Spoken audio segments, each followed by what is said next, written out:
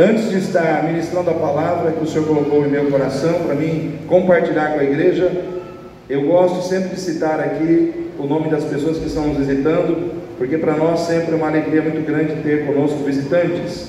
Então eu gostaria que os visitantes, assim que eu citasse o seu nome, sem constrangimento, você ficasse em pé, para que nós possamos conhecer você, para que nós possamos saudar você nesta noite. Então nós temos aqui conosco o Leomar e a Viviane.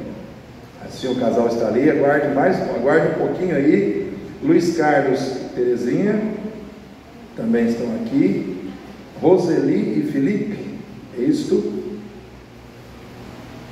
Aí, muito bem. Então vamos lá, irmãos, vamos saudá-los?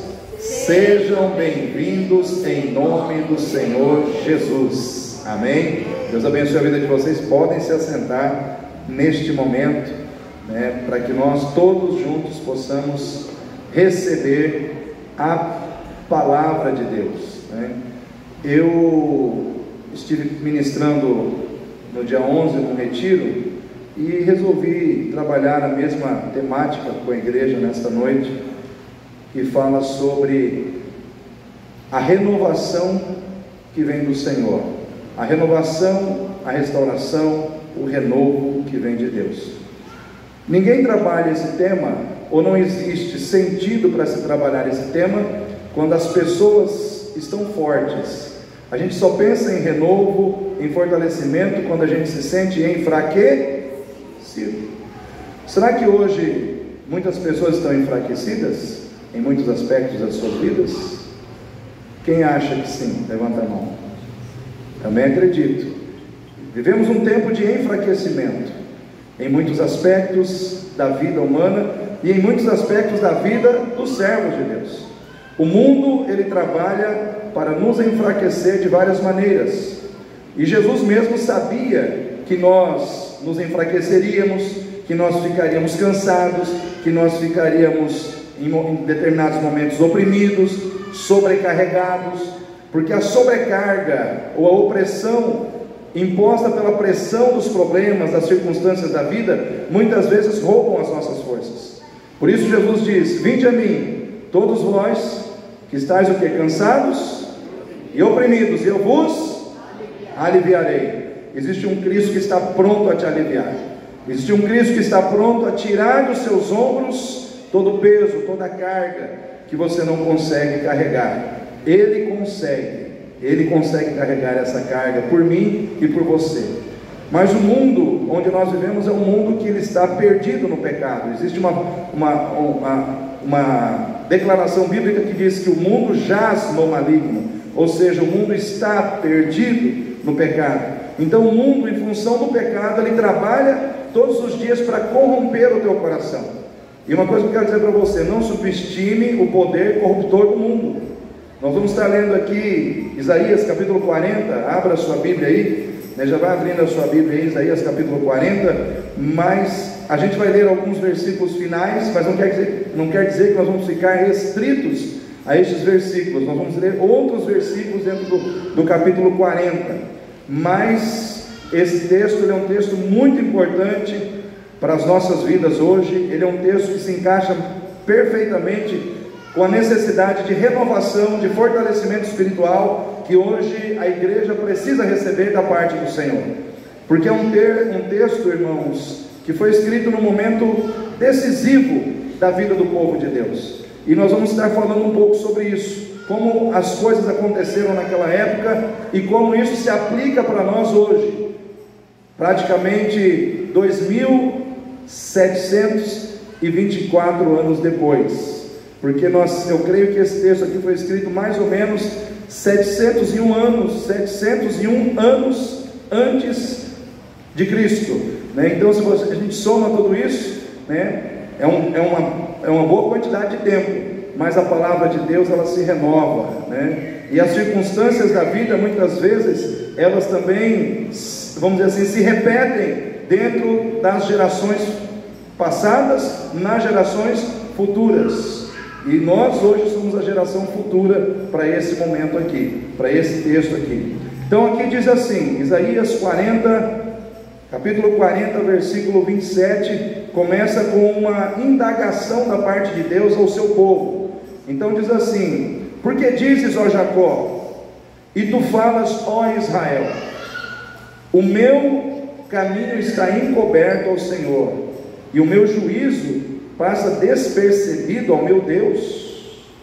Não sabes, não ouviste, que o eterno Deus, o Senhor, o Criador dos fins da terra, nem se cansa e nem se fatiga?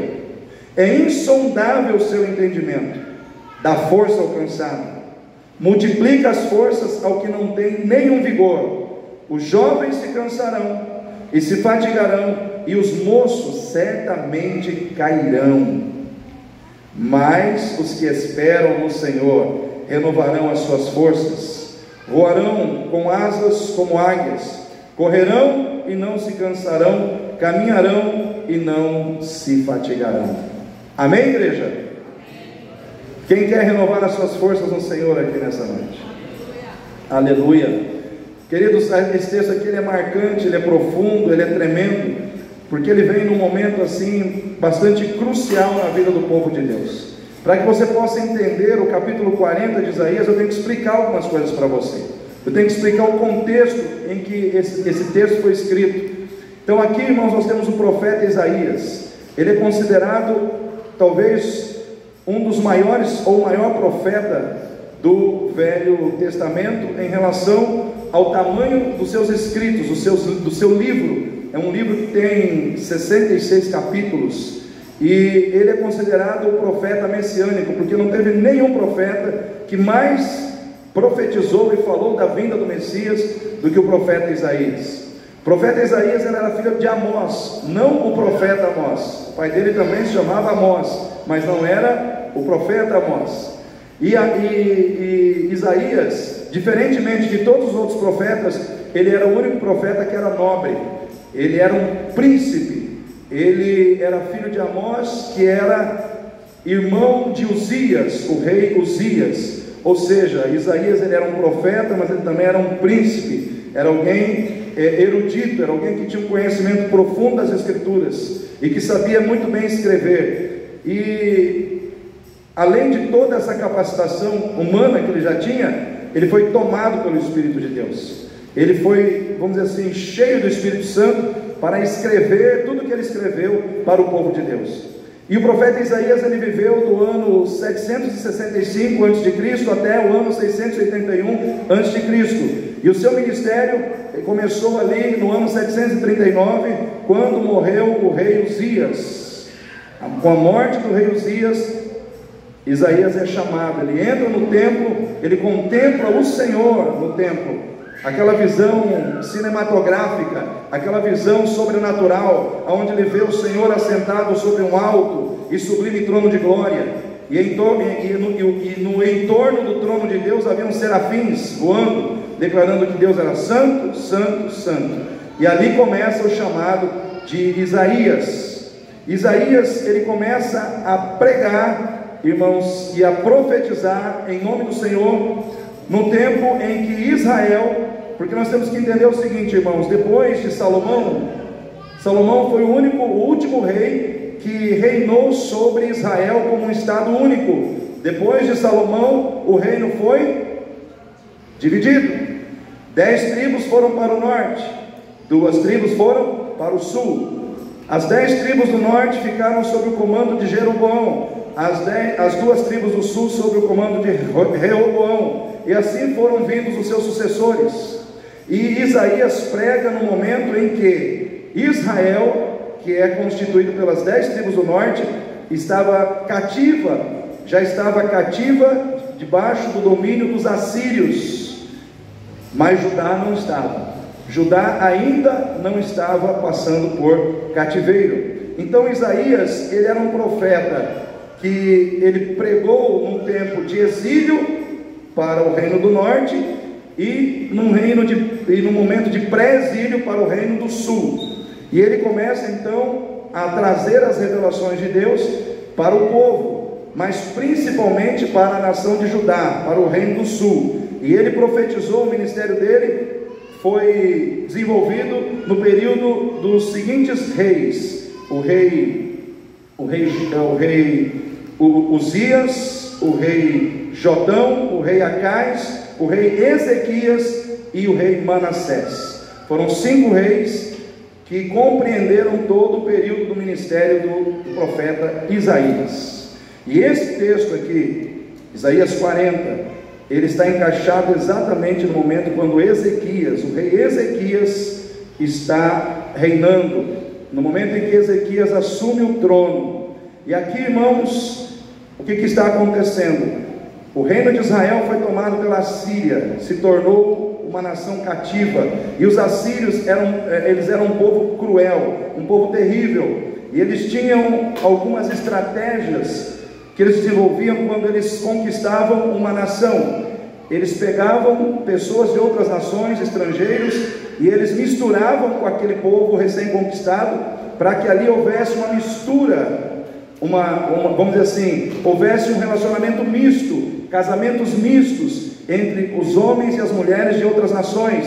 Com que propósito? Destruir a identidade original de um povo, destruir a identidade original de um povo, destruir a cultura única, criar uma identidade multicultural, ou uma fé múltipla, ou seja, quem adorava um Deus só, passava a adorar vários deuses. E isso foi acontecendo com a nação de Israel, cuja capital do reino era Samaria. Por isso que os judeus, eles criaram, irmãos, um desprezo em relação aos samaritanos, porque o samaritano era um judeu mestiço, era um judeu que havia sido resultado de relacionamento com outros povos, e que passou a adorar outros deuses. Enfim, estou dando aqui uma explanação para os irmãos entenderem toda essa situação. Então uma nação, uma parte da nação de Israel já estava cativa, a outra não estava. Porém, o reino de Judá estava caminhando no mesmo caminho. Muitos costumes de Israel foram adotados por muitos reis de Judá, e o pior deles foi o rei Acais, que foi pai de Ezequias. Esse homem, no ano 734, ele tomou uma atitude que complicou toda a situação do povo de Judá. Israel e Damasco vieram contra Judá, porque Israel se rebelou contra os assírios, e eles queriam dominar Judá para ter mais gente para se levantar contra a Síria. E naquele momento, o rei de Judá, o rei Acais, ele pediu ajuda ao rei da Síria para defendê-lo de Israel e defendê-lo de Damasco. E aí o rei da Síria ajudou a Judá naquele momento. Porém, a partir daquele momento, Acais teve que reconhecer que a sua vitória era mérito dos deuses da Assíria, e ele passou a adorar os deuses dos assírios. Aí o templo do Senhor foi profanado, os baalins, os postes ídolos, tudo entrou em Jerusalém, no reino de Judá. E o que aconteceu, irmãos? A ira do Senhor se acendeu contra todo o seu povo, né? Então, quando você pega o livro do profeta Isaías, do capítulo 1 ao 39, eu vou resumir aqui rapidinho. Do capítulo 1 ao 39, Deus manda Isaías profetizar somente, declarar sobre o seu povo maldições que viriam como fruto da infidelidade do seu povo, que se voltou à idolatria, que abriu mão da fidelidade a ele. Ali, do capítulo 1 ao 39, a palavra de Isaías é uma palavra de repreensão, de correção, de anúncio de maldições que viriam sobre o seu povo em função da sua infidelidade ao seu Deus. E o que aconteceu? Nesse momento, exatamente nesse momento, o rei da Síria, que já havia conquistado inúmeras nações, inclusive as 10 tribos do norte, se levanta agora contra Judá, o rei Senaqueribe. Quem já ouviu falar de Senaqueribe aí na Bíblia? E esse rei vem contra Judá. E agora o pânico, o medo entra no coração de todo o povo. Só que nesse momento Ezequias assume o trono. E Ezequias, ele faz o que nenhum outro rei fez até aquele momento. Ele faz um concerto com Deus. Ele faz um concerto com o Senhor. Ele manda limpar o templo, tirar a imundícia, os postes ídolos, a idolatria, Ele manda os levitas se santificarem as suas vidas. Ele manda todo mundo consertar a sua vida diante de Deus. E aí o que acontece? Deus se agrada. E aí o profeta Isaías entra com essa palavra de encorajamento, com essa palavra de esperança, que é o capítulo 40 do livro do profeta Isaías. É o momento quando o povo está pensando assim: a minha causa está perdida, Deus não está olhando para nós, Deus não está vendo a nossa causa, Deus não está julgando a nossa vida e os nossos direitos. Nesse momento então, o profeta Isaías escreve o capítulo 40 como uma resposta às queixas do povo, dizendo: não ouvistes que o eterno Deus não se cansa, não se fatiga, é inescrutável o seu entendimento, dá força ao cansado e multiplica as forças ao que não tem nenhum vigor.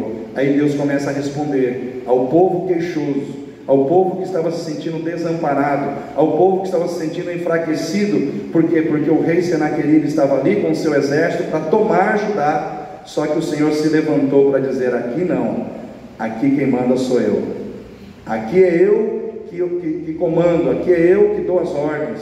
E o Senhor se levanta.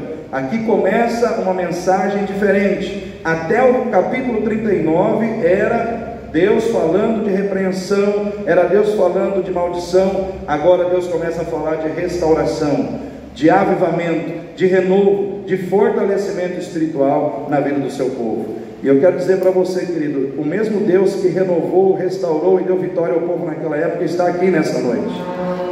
Ele se faz presente no meio da sua igreja. Ele está aqui com uma palavra de renovo e de restauração para as nossas vidas, a partir do entendimento que nós vamos ter desse texto que nós estamos aqui meditando na sua palavra.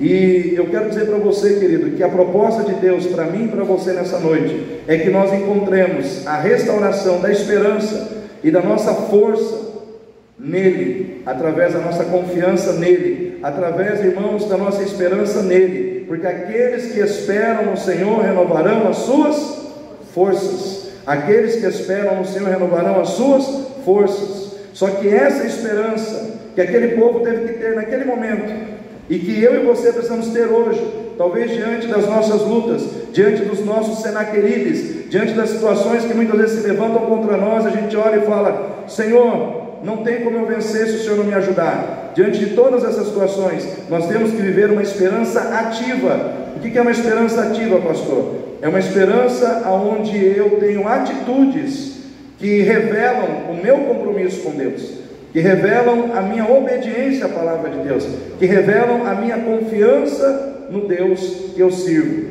Então, esperar no Senhor não é apenas você sentar e ficar esperando Deus agir, é você agir junto com Deus, é você ter atitudes que demonstram que você confia nele. E eu pergunto para os irmãos que estão aqui: quem confia em Deus aqui?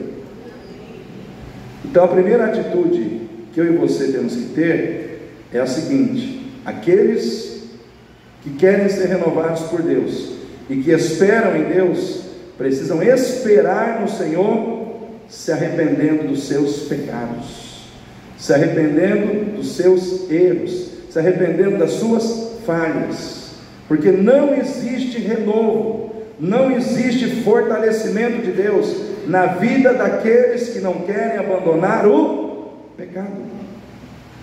Essa é a primeira situação que eu quero destacar aqui nessa noite para você e para a minha vida.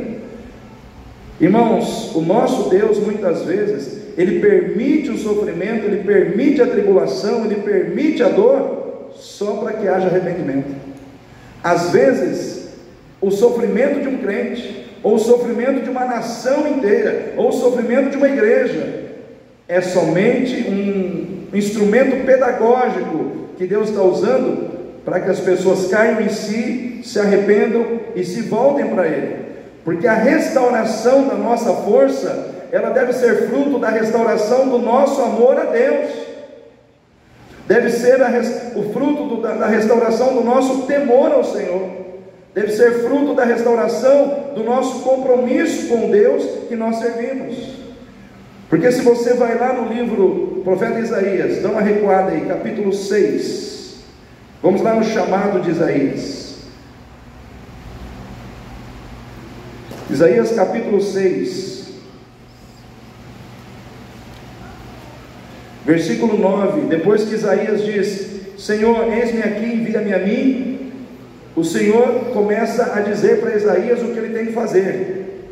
E olha só o que é estranho aqui. É estranho o que eu vou ler para você, eu achei estranho também, mas vamos lá. Olha só o que Deus diz para Isaías. Então disse ele: vai e diz a este povo: ouvis de fato e não entendeis, e vedes em verdade, mas não percebeis. Engorda o coração desse povo, e faz-lhe pesados os ouvidos, e fecha-lhe os olhos, para que não veja com seus olhos, e não ouça com seus ouvidos, e nem entenda com seu coração, e nem se converta e seja sarado. Então disse eu: até quando, Senhor? E respondeu: até que sejam desoladas as cidades, e fiquem sem habitantes, e as casas sem moradores, e a terra seja de todo assolada. Irmãos, não parece que Deus está chamando Isaías aqui para viver um ministério fracassado? Tipo assim, prega para ninguém ouvir, mostra para que ninguém veja, prega para que ninguém entenda com o coração e se converta. Não parece que, não dá a impressão que é totalmente contraditório aquilo que nós costumamos entender do que Deus quer que aconteça quando se prega a palavra dele? Porque geralmente quando Deus manda pregar é para que as pessoas abram seus ouvidos e ouçam, é para que as pessoas abram seus olhos e vejam os seus erros, as suas falhas, e mudem os seus caminhos, é para que eles entendam e se convertam e sejam curados e sejam sarados. Sim ou não, irmãos?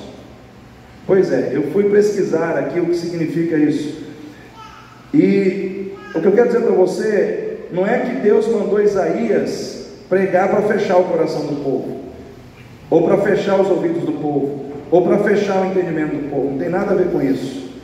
O que Deus estava dizendo para o profeta é o seguinte: prega a minha palavra, anuncia a minha palavra, porém eles não vão te ouvir, eles não vão ouvir e também não vão entender. Não é porque eu não quero que eles ouçam, não é porque eu não quero que eles entendam, mas é porque os seus corações estão fechados para mim. Engorda o coração deles, coloca mais conhecimento acerca da minha vontade, porque na proporcionalidade daquilo que eles receberem de conhecimento da minha parte, assim eu também executarei os meus juízos. Em outras palavras, é perigoso você estar dentro de uma igreja, ouvindo palavra, ouvindo palavra, ouvindo palavra, engordando. Conhece a história da ovelha gorda, né? A ovelha gorda, não é bom o que o Senhor tem para ela, né? O destino dela não é legal, mas é perigoso você estar numa igreja, ouvindo palavra, recebendo conhecimento da parte de Deus, mas não colocando em prática. E isso estava acontecendo naquela época. O povo ouvia tudo que eles podiam receber da parte de Deus. Deus falava com eles. Eles estavam, irmãos, recebendo conhecimento de Deus, da vontade de Deus, do querer de Deus, porém eles não praticavam. Eles só ouviam, mas não praticavam o que Deus queria. E o profeta pergunta: mas Senhor, até quando? Até o momento em que eu agir com juízo, para quebrar os seus corações, para quebrar a dureza dos seus corações, para que o coração do meu povo se abra para mim. Minha pergunta para você hoje é: seu coração está aberto ou está fechado para Deus? Como está o seu coração? Tem muita gente que vem à igreja e nem ouve a palavra. Às vezes está pensando lá fora, às vezes está concentrado em outra coisa. Tem gente que já acostumou a estar na igreja, mas não consegue receber o que está sendo transmitido. Às vezes se fecha. Como está o seu coração para ouvir a voz de Deus? Então o que aconteceu, irmãos? Deus permitiu, veio os assírios, fizeram uma devassa em Israel e começaram a trabalhar da mesma forma em Judá. Só que quando Senaqueribe chegou ali para se apoderar definitivamente de Judá, alguém ouviu a voz de Deus, chamado Ezequias. Ele se arrependeu. Se você vai lá em 2 Crônicas 29, não precisa ir agora, estou te dando um endereço bíblico para depois você ver. Quando Ezequias assume o trono, diz que com 25 anos de idade ele assume o trono, e ele então começa a fazer uma grande revolução no reino. Ele começa a reconstruir o que estava destruído, ele começa a fazer concertos com Deus, ele se arrepende, ele reconhece que o reino estava numa situação deplorável por causa do pecado dos seus pais, por causa do pecado do povo. Ele diz: o reino está assim porque o Senhor está irado conosco, nós vamos consertar. E aí Deus olha para o conserto que Ezequias começa a trabalhar, primeiro na sua vida, depois na vida do povo. E diante daquele conserto, Deus diz para Isaías: vai lá e consola o meu povo com as minhas boas novas de libertação, de restauração. Fala com o meu povo que o problema do pecado foi resolvido.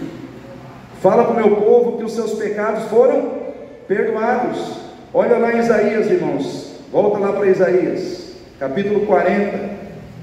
Se você não gosta de abrir Bíblia, você vai abrir hoje. Isaías capítulo 40, versículo 1 e 2. Olha só o que Deus manda Isaías dizer: consolai o meu povo, falai benignamente a Jerusalém, que é a capital de Judá, e bradai-lhe que já a sua milícia ou malícia é acabada, e que a sua iniquidade está expiada, e que já recebeu em dobro da mão do Senhor por todos os seus pecados. Em outras palavras, o Senhor está dizendo: por amor e graça, diante do seu arrependimento, diante da sua atitude de contrição e de arrependimento, eu estou enviando cura, eu estou enviando restauração. Eu quero dizer para você nessa noite, querido, o primeiro passo para receber renovo de Deus é arrependimento no coração. Nós vivemos dias em que as pessoas estão com o coração duro, sim ou não, irmãos? Hoje, para o crente desviar é facinho. Para o crente andar na régua, fazer a vontade de Deus é difícil. Para você desviar da vontade de Deus, basta você ouvir uma mensagem errada, um pregador errado no YouTube, que você já está desviando, já está se afastando. Nós estamos vivendo hoje um tempo em que as pessoas, elas estão se autopastoreando. Tem muita gente que não quer vir a uma igreja para ouvir a mensagem pregada no altar. Elas querem ir no YouTube, achar tudo pronto, aí de repente ouve lá um pregador famoso, e aí acha que recebeu a melhor mensagem do mundo, aí chega na igreja achando que sabe tudo de Deus e não sabe nada, aí começa a querer bater de frente com a liderança, bater de frente até com o seu pastor. Por quê? Porque está se auto-pastoreando, e isso me faz lembrar do que o apóstolo Paulo disse a Timóteo, lá no capítulo 4, onde ele diz assim: Timóteo, prega a palavra insta tempo e fora de tempo, corrige, exorta e admoesta com toda longanimidade e doutrina, porque chegará tempo em que as pessoas, sentindo coceira nos ouvidos, rejeitarão a sã doutrina e amontoarão para si doutores, pastores, líderes que falem segundo os seus interesses. Eu pergunto para a igreja: será que nós não estamos vivendo esse tempo hoje, irmãos? Será que hoje, em muitos lugares, as pessoas elas não querem ir à igreja somente para ouvir aquilo que agrada os seus corações? Será que hoje nós não estamos vivendo um tempo onde as pessoas, elas querem ser agradadas, elas querem ser afagadas, elas querem ouvir uma palavra que fale de prosperidade, de bênção, de tudo que elas querem receber na sua vida material, mas uma palavra que não fala de conserto? Porque, irmãos, à medida que nós vamos ouvindo somente aquilo que nos agrada, ou que agrada os interesses da nossa carne, ou que agrada os interesses da nossa vida material, a tendência é que a gente vai se acomodando no pecado. A gente começa a afrouxar as rédeas, sim ou não, irmãos? Aí, uma igreja onde se prega um confronto com a Bíblia, onde se prega conserto de vida, onde se prega arrependimento, onde se prega mudança de vida, o povo não quer ir. Agora, uma igreja onde fala, ó, você vai ganhar tudo, é carro novo, é casa nova, você vai, vem que Jesus vai te abençoar, aí todo mundo vai para lá. Só que o que aconteceu com o povo de Deus naquela época? O povo de Deus tinha tudo isso, irmãos. Eles tinham uma boa vida, eles tinham boas casas, eles tinham dinheiro, eles tinham recursos, mas eles perderam a coisa mais importante que um servo de Deus, uma serva de Deus não pode perder: a sua identidade em Deus. Eles estavam vivendo como povo de Deus, mas sem uma identificação de vida com Deus que eles serviam. Eles tinham casas boas, eles tinham vida financeira estável, porém eles estavam vivendo como as pessoas do mundo que não tem Deus viviam. E hoje, se eu e você entrarmos nesse ritmo de vida, Deus pode permitir que a gente perca algumas coisas para recuperar aquilo que é mais importante, que é a nossa espiritualidade. Amém, igreja? Vou repetir: Deus pode permitir que você perca coisas materiais para você recuperar a sua espiritualidade. Por quê? Porque o mundo, ele nos corrompe. O poder corruptor do mundo, ele é tremendo, irmãos. Tanto é que 10 tribos das 12 tribos de Israel se perderam completamente. Para pensar nisso, eram 12 tribos. Das 12 só sobraram 2, sobre as quais Deus levantou remanescente fiel, mas 10 se perderam completamente. Então nós temos que entender que para se perder, a gente não precisa fazer força. Para você fazer a vontade de Deus é difícil, porque você tem que renunciar, sim ou não, irmãos? Você tem que renunciar a você mesmo, você tem que renunciar aos seus desejos, às suas vontades, você tem que estar na igreja, você tem que abrir mão de determinadas coisas que são importantes para você, para que Deus seja mais importante na sua vida. Então tem renúncia, tem várias situações que são exigidas de você. Então servir a Deus é mais difícil do que servir ao diabo, porque para servir o diabo, sabe o que você tem que fazer? Só cuidar da sua vida material, só isso. É só você cuidar das coisas materiais da sua vida e não se preocupar com as coisas espirituais, que você já está fazendo a vontade do diabo. Então você consegue perceber como é fácil fazer a vontade do diabo? Como é fácil fazer a vontade do inimigo? É só você cuidar do que é material. É só você achar que, eu estou trabalhando, eu estou isso, eu estou aquilo, é o que me basta. Irmãos, quanta gente está enganada pensando assim.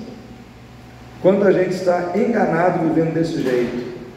E muitas vezes o renovo que a gente precisa receber, a gente está se sentindo fraco, a gente está se sentindo sem forças, a gente está se sentindo muitas vezes depressivo, tendo tudo para estar bem e não está, porque está faltando Deus. O seu estar bem, o que define você estar bem, não é as situações da sua vida estarem bem, é você estar bem com Deus.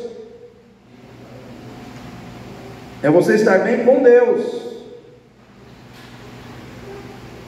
Aí eu vou usar o exemplo que eu usei na sexta-feira retrasada. Você pega aqui uma pessoa que tem tudo para estar bem, porque ela tem uma estrutura material, financeira, muito bem construída na sua vida, ter uma casa bonita, ter um bom carro, ter um emprego que ganha 30 mil reais por mês. Uma pessoa dessa tem tudo para estar bem ou não? Só que você olha para essa pessoa, ela está depressiva, triste, enfraquecida, sem sentido na vida. Aí você pega uma outra pessoa que ganha um salário mínimo, a vida financeira está uma lástima, está cuidando de gente doente, só que essa pessoa, você olha para ela, ela está rindo e dando glória a Deus. Um tem tudo, o outro não tem nada. Mas por que um está fraco e o outro está forte? Porque nesse que está aqui, nessa situação, a esperança que está renovando essa pessoa é aquela que vem do Senhor, é aquilo que vem da sua fé em Deus, e não das circunstâncias materiais. Essa semana eu fui visitar um empresário, e ele falou para mim: pastor, é o seguinte, na minha empresa está acontecendo coisas estranhas. Às vezes cai um negócio lá de cima do segundo andar, eu vou lá ver, não caiu nada. Às vezes bate uma porta do nada, aí você vai lá ver, não aconteceu nada. Aí de um cômodo para o outro parece que tem coisas batendo nas paredes, parece que tem um pombo, uma ave voando, batendo dentro do cômodo. Você vai lá, abre e não tem nada. Aí ele falou: o senhor vem orar aqui? Falei: vamos lá, vamos encarar esse sobrenatural aí. Aí chegando lá, nós fomos conversar sobre essas situações. Eu falei: só tem dois caminhos pelos quais essa situação ruim, negativa, pode vir sobre a tua vida. A primeira delas são as legalidades. Você já é crente, não é batista, mas você é de uma outra denominação evangélica. Então você é crente. Você quer que Jesus é o Salvador? Crente. Você quer que o sangue de Jesus purifica pecados? Você aceitou Jesus como Senhor e Salvador? Sim. Você se batizou? Então você é crente. Não importa se eu sou batista e você não é. Mas eu falei: você acredita no diabo?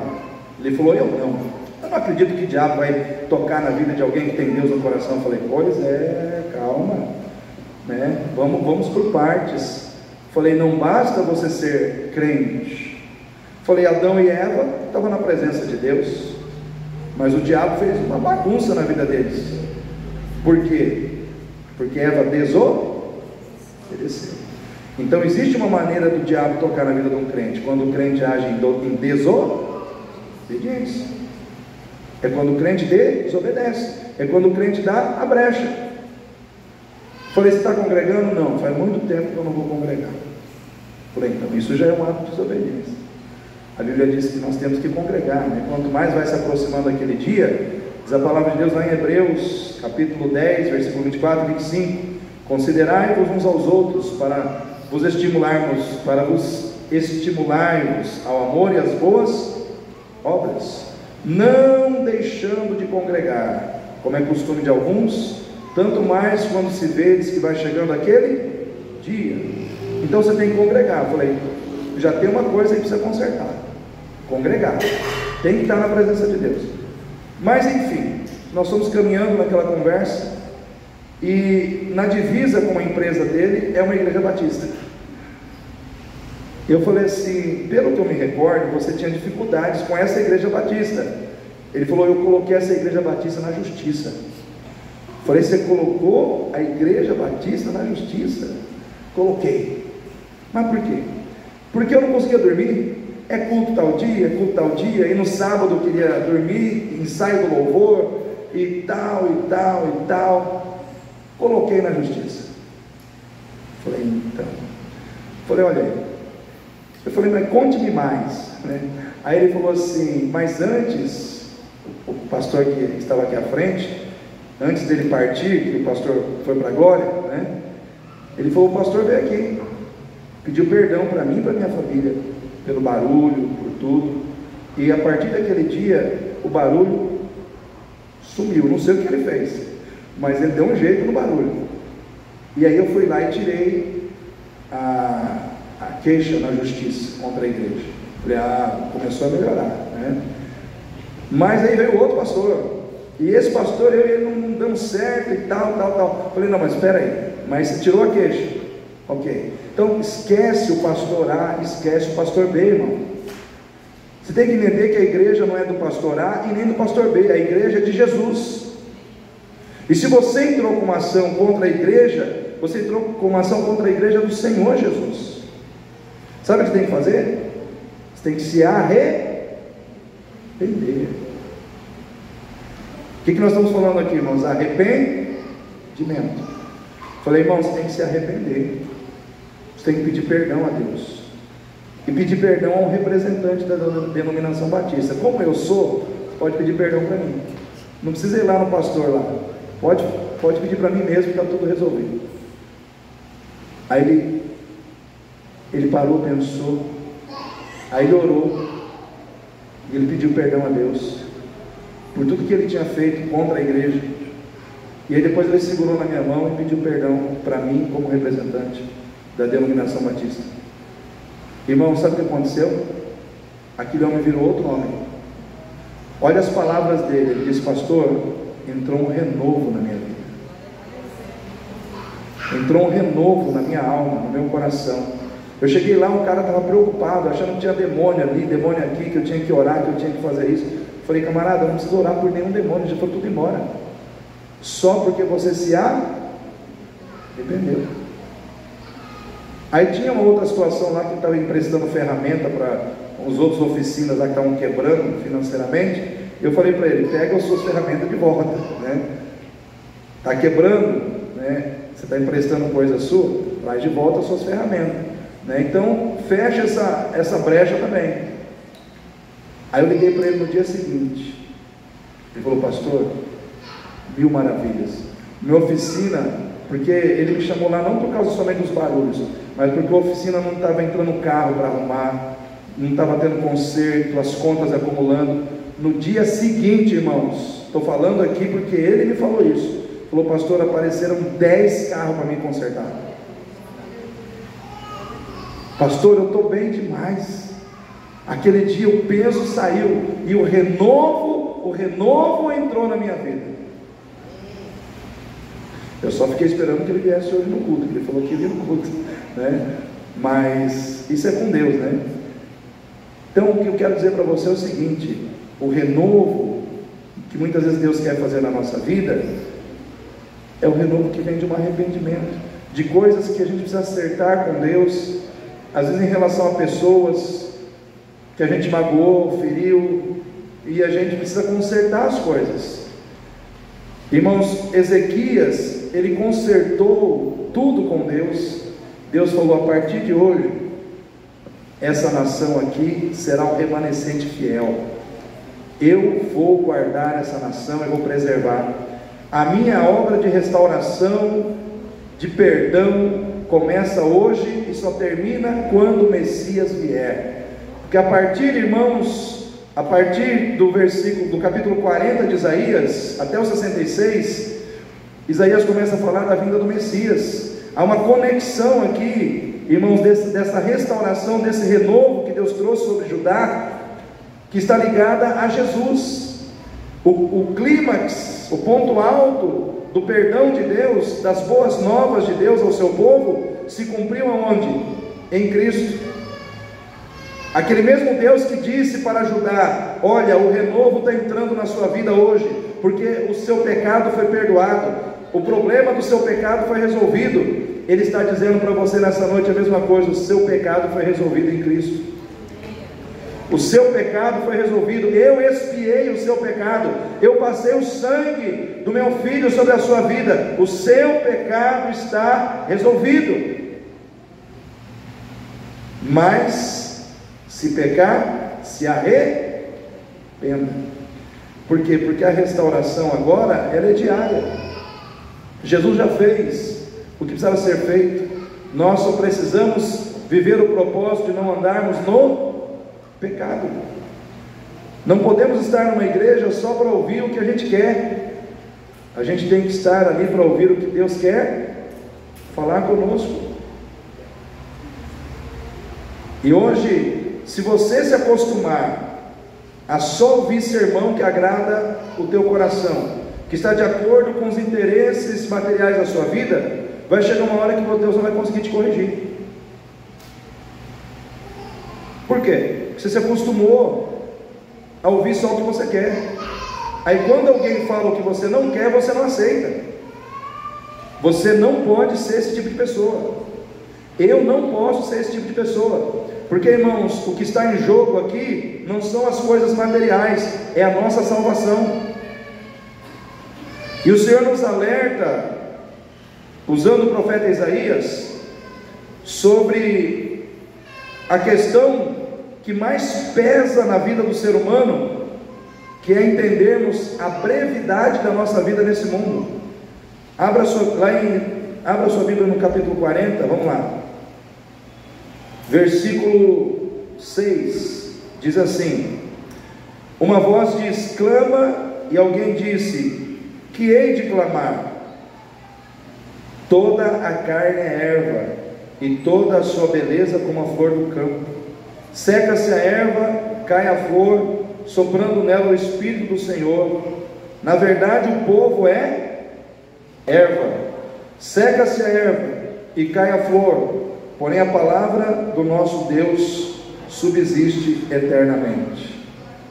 Existe um clamor que é urgente, diante de tantos clamores que muitas vezes estão dentro da igreja. Às vezes existem muitos clamores dentro da igreja do Senhor, clamor por cura, clamor por soluções relacionadas à nossa vida financeira, clamor por soluções familiares, da nossa família, mas existe um clamor que a gente tem que ouvir, esse clamor, que é o clamor para atentarmos para a brevidade da nossa vida nesse mundo. É o clamor que nos desperta para o fato de que a nossa vida material aqui, ela é como um vapor. A gente existe e daqui a pouco não existe mais. A nossa vida, ela é como a erva, ela seca, murcha e morre. O que o profeta está alertando o povo? Preocupe-se com aquilo que realmente é importante se preocupar, com a sua fé e com o seu relacionamento com a sua fé, com a sua vida espiritual e com a sua fé em Deus. Por quê? Porque tudo nesse mundo vai passar. Irmãos, a minha vida e a sua é que nem a erva, é que nem um sopro. A gente existe, daqui a pouco não existe. Quantas pessoas saem de casa, tomam banho, põem a roupa para ir para o trabalho e não volta para casa? Você já parou para pensar nisso? Aqui em Campo Grande, quantas pessoas que de moto, porque o que mais morre, parece que nesse trânsito de Campo Grande, é gente em cima de moto. Quantas pessoas saem de moto de casa, achando que vai voltar e não volta? Suas vidas são tiradas de forma repentina e inesperada, porque essa é a realidade da nossa vida nesse mundo. Às vezes nós nos preocupamos com tantas coisas. Como povo de Deus, a gente se preocupa às vezes com as questões políticas do nosso país. Tem crente que parece que a vida dele gira em torno da política. A política interna, a política externa, a política dos outros países. Tem gente que vive preocupado com a situação econômica do país. Tem gente que vive preocupado com as questões relacionadas a pandemias, a doenças. Tem gente que fica preocupado com isso, com aquilo, e se esquece de se preocupar com aquilo que é mais importante, que é a sua vida espiritual. Porque é o seguinte, irmãos, ninguém sabe, eu não sei, eu acredito que ninguém sabe o dia que vai morrer. Você sabe? Você sabe quantos anos você vai durar nessa terra? Quantos dias? Quantos meses? E nós temos que entender que quando a gente partir, a gente vai se defrontar com a eternidade e com o Criador de todas as coisas, e nós teremos que prestar contas. Temos que prestar contas para Ele do que nós recebemos aqui, do que nós fizemos com a nossa vida aqui. Temos que prestar contas do que nós fizemos de bom e de ruim. Teremos que prestar contas sobre os dons que Ele colocou na nossa vida para que nós os servíssemos, e nós não os servimos. Teremos que prestar conta de todo o dinheiro que Ele colocou no nosso bolso e a gente não devolveu o que era dele, o seu dízimo, a sua oferta. Teremos que prestar contas dos relacionamentos com as pessoas com quem nós convivemos, sobre as pessoas que nós perdoamos quando nos feriram, e as pessoas que você não perdoou. E se não perdoar, não tem perdão. Então nós teremos que prestar contas. O que o Senhor está falando? Se a vida é breve e se a eternidade é eterna, cuidado com a atenção demasiada que você dá às coisas que passam, e com a pouca atenção que você dá às coisas que permanecem para sempre. Quem quer ir para a eternidade com Deus? Então você tem que pensar nas coisas que são de cima. Você tem que valorizar as coisas que são de cima. Às vezes a gente fica pensando tanto nas coisas que são de baixo, e a gente começa a se afastar de Deus. Vou fazer uma pergunta que eu fiz no retiro lá para as pessoas que estavam lá. Quem é grande na sua vida, Deus ou o mundo?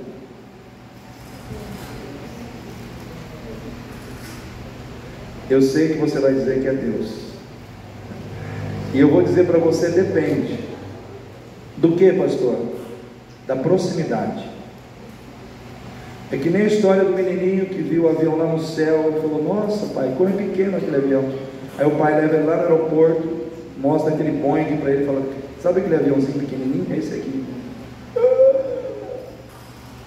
Esse? Mas ele é enorme, ele é gigante. Pois é. Só que quando você viu lá no céu, você estava longe, e agora você está perto. Quem é grande para você, Deus ou o mundo? Quem você está mais perto? Se você está mais perto do mundo, dos prazeres do mundo, dos ideais do mundo, das ideologias do mundo, o mundo vai ser grande na sua vida. As coisas do mundo vão ser grandes para você. Agora, se você está pertinho de Deus, quem que vai ser grande para você? Deus. O problema é que nós muitas vezes dizemos que Deus é grande, mas estamos tão longe dele. A gente não ora, não lê a Bíblia, às vezes faz um bico para ir para a igreja, mas quando se trata das coisas do mundo, a gente vai correndo. Sim ou não, irmãos? Não precisa fazer força para chamar você para assistir o jogo do seu time, ou para assistir uma série, ou para ficar nas redes sociais. Enfim, isso o seu coração faz sem peso algum. Mas muitas vezes buscar a Deus, para muitas pessoas, é pesado. Se você quer receber a força, o renovo que vem do Senhor, você tem que estar perto do Senhor. Você tem que se aproximar do Senhor. Você tem que ter uma vida de oração que te leve aos pés de Deus. Você tem que ter um compromisso de orar constantemente, de buscar a face do Senhor constantemente, de ter um relacionamento com Deus que não dependa da sua vida estar bem ou da sua vida estar mal. Eu estou bem, eu estou buscando a Deus. Estou mal, estou buscando a Deus. Em todo tempo eu estou buscando a Deus. Isso é intimidade com Deus.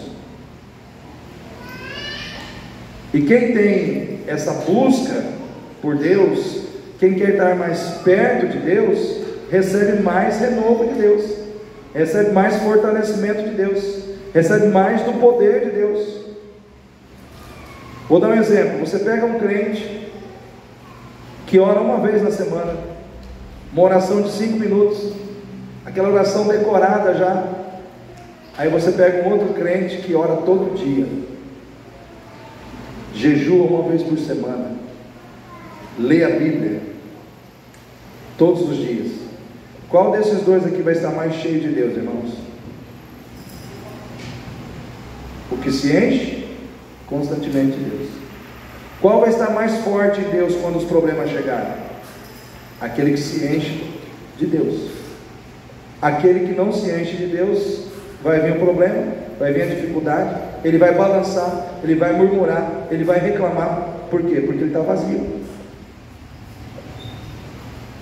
Por que tem crente que enfrenta de peito aberto, de cabeça erguida os problemas e atropela os problemas e vai embora? Porque vive uma fé profunda em Deus, porque se enche da presença de Deus. E por que tem crente que qualquer coisinha derruba ele? Porque está vivendo uma fé superficial e rasa. A minha pergunta é: você quer viver uma fé profunda ou uma fé rasa no Senhor? Quem quer viver uma fé profunda em Deus aí? Então você tem que buscar estar em comunhão com Deus e com a sua palavra. Quando Jesus, lá em Mateus 17, sobe com Pedro, Tiago e João ao Monte da Transfiguração, eles chegam lá em cima do monte. Quem é que eles contemplam lá, irmãos? Moisés e Elias. O rosto de Jesus transfigura, brilha. Daqui a pouco eles ouvem a voz de Deus, o Pai, dizendo: este é meu Filho amado, em quem o meu coração se alegra, a Ele escutai. Eu pergunto para os irmãos: os discípulos que ficaram lá embaixo no pé do monte, viram Moisés e Elias? Viram o rosto de Jesus brilhando? Ouviram a voz do Pai? Não. Porque essas coisas Deus reservou para aqueles que buscam intimidade com Ele. Aquilo que ouvidos não ouviram, aquilo que olhos não viram e não subiu ao coração dos homens, Deus tem preparado aqueles que o amam. Quem busca mais de Deus, contempla mais o sobrenatural de Deus, contempla mais o poder de Deus, contempla mais a glória de Deus, se renova mais em Deus. Por isso eu digo para você: busque a Deus enquanto é tempo, buscai ao Senhor enquanto se pode achar, porque virão dias em que as pessoas andarão de mar a mar, querendo ouvir a palavra do Senhor e não encontrarão. É o que a palavra de Deus diz. Buscai enquanto você pode achar. Buscar-me-eis e me achareis, quando me buscareis de todo o vosso coração. Se nós não buscarmos a Deus, irmãos, nós não vamos nos encher dele. Salvação é graça, amém, mas se encher de Deus depende da nossa busca, exige um esforço. Por isso que o Senhor disse a Josué no capítulo 1: esforça-te, tem bom ânimo. Esforça-te, tem bom ânimo, porque estarei contigo onde quer que andares. Esforça-te, tem bom ânimo, não te mandei eu? Esforça-te, tem bom ânimo, porque tu farás esse povo entrar na terra que jurei a dar aos seus pais. Mas esforça-te, tem bom ânimo. Qual o esforço que você tem feito para se encher do Espírito Santo? Qual o esforço que você tem feito para desligar a televisão, as redes sociais e se ligar na palavra de Deus? Qual o esforço que você tem feito para estar na casa de Deus, o maior número de cultos possível, para que você possa se encher da palavra de Deus? Qual o esforço que você tem feito para andar no caminho estreito e não no caminho largo? Qual o esforço que você tem feito para continuar fazendo o que é certo, quando a maioria das pessoas estão fazendo o que é errado? Qual o esforço que você tem feito para permanecer fiel a Deus, quando você está vendo muitas pessoas se entregando à infidelidade? Qual o esforço que você tem feito? Porque uma coisa é a gente entender que Deus renova, a outra coisa é nós nos esforçarmos para receber o renovo que Deus tem. Porque, como eu disse no início, esperar em Deus é uma esperança ativa. Você tem que agir a fé e demonstrar a Deus que você tem compromisso com Ele, através do arrependimento. Amém, irmãos? Vamos recordar aqui: quem tem compromisso com Deus se arrepende dos seus pecados. Quem tem compromisso com Deus não quer ficar longe de Deus, quer ficar perto, quer ter intimidade com Deus, quer ter vida de oração, quer estar na casa de Deus, quer ouvir a voz de Deus. Jesus diz: as minhas ovelhas ouvem a minha voz e me seguem. As minhas ovelhas ouvem a minha voz. Quem é a ovelha de Jesus aí? Então você tem que querer ouvir a voz do pastor, do seu pastor, que é Jesus. Uma característica marcante da ovelha é que ela ouve a voz do seu pastor. O renovo que vem do Senhor vem para aqueles que exercitam o amor sacrificial. Se encher de Deus, se encher da força que vem de Deus, é se encher do amor de Deus. Sabia que o amor de Deus te faz forte? Amém? Fala para o seu irmão aí, o amor de Deus te faz forte. Se você ler 1 Coríntios 13, você vai encontrar lá escrito assim, que o amor tudo sofre, tudo crê, tudo espera e tudo suporta. O amor nunca falha. Deus é amor. Amém, irmãos? Então se encher de Deus é se encher do amor. E o amor de Deus que tudo sofre, tudo crê, tudo espera e tudo suporta, ele é resiliente, ele é perseverante na prática do bem e ele é tolerante. Então quando você se enche do amor, você está se enchendo da tolerância do amor, da resiliência do amor, da perseverança do amor em fazer o bem, mesmo quando alguém faz o mal contra você. E quando a tolerância do amor, a resiliência do amor, a perseverança do amor começam a se materializar na sua vida, você cresce espiritualmente, você amadurece espiritualmente, e Deus olha para você e diz: você é forte. E aí Deus começa a contar com você para trabalhar na vida daquele que é fraco. Quem é forte? Quem se fortalece em Deus? Quem recebe força de Deus? Aquele que ama sacrificialmente. Romanos capítulo 15, abra sua Bíblia aí.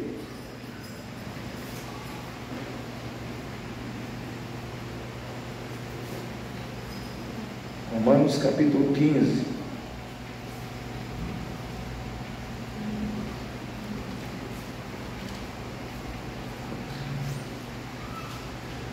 Na minha versão diz assim: mas nós que somos, o que, irmãos? Fortes. Quem tem aí fortes?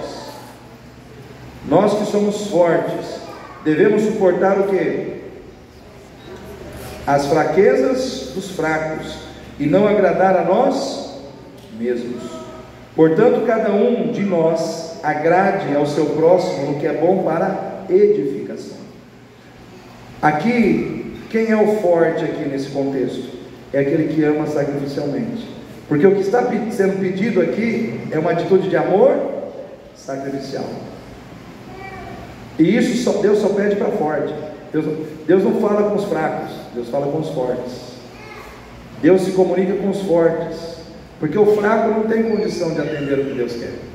Então Deus está dizendo: você que é forte, suporte as fraquezas dos fracos, não agradando a si mesmo.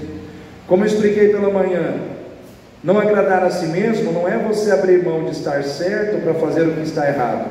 Eu vou ter que agradar o outro que está errado porque eu amo? Não, irmãos. Ser forte e não agradar a si mesmo em relação ao que está errado é você não revidar o erro do outro, é você não revidar o mal que o outro te fez. O outro te feriu com palavras, com atitudes, e aí você sente a vontade de fazer a mesma coisa. Você chega e: eu sou forte, eu vou resistir e não vou revidar. Sabe aquela situação de pagar na mesma moeda? O forte não faz isso. Ele devolve o mal com o bem. É fácil? Não é. Mas você disse que você quer ser forte no Senhor, você quer receber o renovo que vem do Senhor. Se renovar no Senhor é se renovar no amor sacrificial. 1 João 4,18: no amor não há medo, antes o perfeito amor lança fora todo medo. Aquele que tem medo não é aperfeiçoado no amor. Às vezes nós temos medo de nos frustrarmos com pessoas, sim ou não? Às vezes a gente tem medo de se entregar, de amar alguém de se doar para alguém e se frustrar com aquela pessoa. Sim ou não, irmãos? E aí nós temos que olhar para Jesus. Lá no capítulo 15 do Evangelho de João, Jesus ele diz: ninguém tem maior amor do que este, do que dar a vida pelos seus amigos. E Jesus sabia que Pedro iria traí-lo, Jesus sabia que os discípulos iriam abandoná-lo, que ele se frustraria com a atitude dos seus discípulos, mas mesmo assim ele se prontificou em continuar amando suas vidas. Em outras palavras, Jesus estava dizendo: sofrer por amor a alguém que ainda é fraco vale a pena, porque no final os propósitos do amor vão prevalecer na vida dessa pessoa e ela vai mudar. Amém, irmãos? Os propósitos do amor vão prevalecer na vida dessa pessoa e ela vai mudar se eu não desistir. Isso é uma batalha. O que aconteceu com Pedro, que negou a Jesus 3 vezes? Lá na frente, ele confessou que amava Jesus 3 vezes. Ele mudou ou não mudou? Mudou. E muitas vezes é com essa consciência que nós temos que amar as pessoas, entendendo que o amor nos faz forte para tolerar, para suportar erros, falhas, maus tratos e não desistir. Porque aí fora está cheio de gente fraca, sim ou não? Qualquer coisinha já está desistindo. Está desistindo do casamento, está desistindo do outro, está desistindo da igreja, está desistindo de tudo. Por quê? Porque foi ferido. E eu quero convidar você a seguir os passos de Jesus. Jesus, ele foi ferido pelos seus discípulos e não os abandonou. Você já imaginou se Jesus fosse abandonar a mim e a você porque nós o ferimos, porque nós erramos com ele? Será que Jesus faria parte da nossa vida ainda, irmãos? Ele não desistiu de você, ele não desistiu da sua vida, ele não desistiu de mim, e ele não quer que a gente desista daquelas pessoas que são fracas, mas que ele quer transformar em fortes através da nossa vida. Mas para isso a gente tem que ser forte. Ser forte é amadurecer em amor. Então a pessoa que é forte através do exercício do amor sacrificial é uma pessoa que Deus pode usar, é uma pessoa com quem Deus pode contar, porque não se melindra por qualquer coisa, não se fere por qualquer coisa, não perde o equilíbrio por qualquer coisa, porque é forte. Agora aquele que é fraco, não, ele é fraco. Ele é fraco diante da contenda, do egoísmo, da disposição de brigar, da disposição de ferir. Ele cede com facilidade a essas situações. E o fraco, ele tem que ser suportado, e o forte tem que suportar. Vou repetir: o fraco é aquele que tem que ser suportado, e o forte é aquele que suporta. Vou repetir: o fraco é aquele que tem que ser suportado, e o forte é aquele que suporta. Você é uma pessoa que tem que ser suportada, ou você é uma pessoa que suporta? Aí é com você, né? A resposta está com você. Então, eu acho que é melhor você ser uma pessoa que suporta. Amém, igreja? Ser forte em Deus é ser forte no amor de Deus. E foi para isso que Jesus te chamou.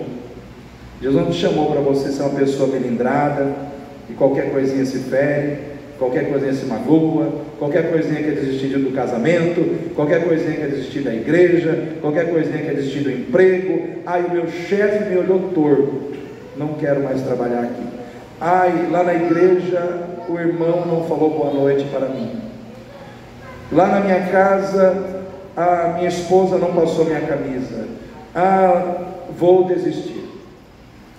Então eu vejo assim que tem gente que está desistindo por coisas tão pequenas. Por quê?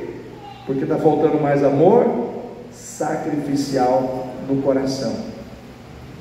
Amor que faz sacrifício. Por que sacrificial? Porque sacrifica por quem ama. Porque sacrifica por alguém que ama. Jesus sacrificou algo por nós, irmãos. O que ele sacrificou? Sua vida inteira. Numa cruz, ele sacrificou por você e por mim. nós temos que sacrificar também. Amém? Fique em pé nesse momento.